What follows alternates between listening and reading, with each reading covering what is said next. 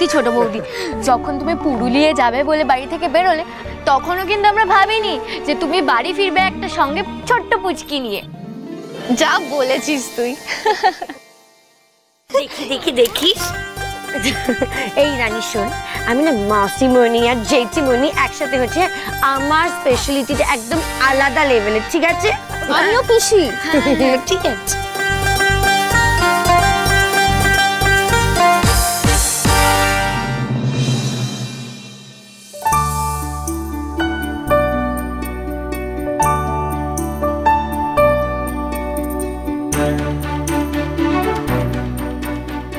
বাবা এইসবও করেছে দেখছি।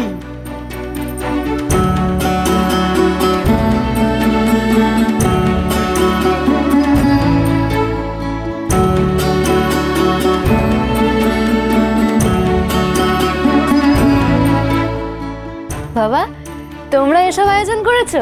হ্যাঁ রানী, বাবা আর জেঠুমণি মিলে সবটা আয়োজন করেছে। আমার আবার বলা বারণ ছিল। কেন, আমরা কি কিছু করতে পারি না নাকি? আরে আমার মা লক্ষ্মী বাড়ি আসছে, আমরা দাদুরা এইটুকু করতে পারবো না? হ্যাঁ, আরে নাও নাও, ওই পাটা চালের মধ্যে ছুঁয়ে দাও।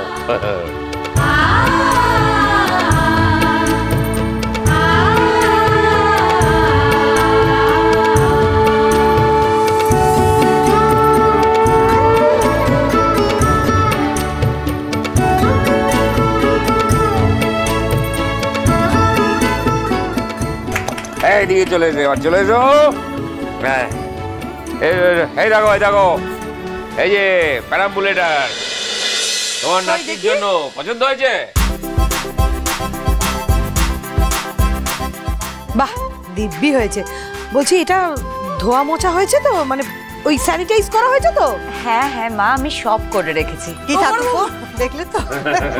ওর বৌমা দেখো, মুখটা দেখো একবার, একদম জয়ের মুখ বসানো। কিন্তু পিতৃমুখী মেয়েরা কিন্তু সুখী হয়।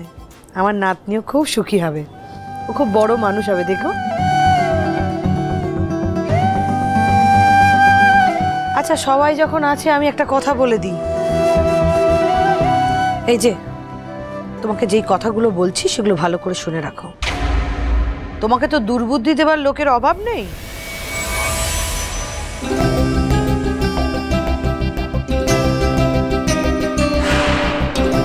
বাচ্চার বাবা দাদু সবাই রয়েছে।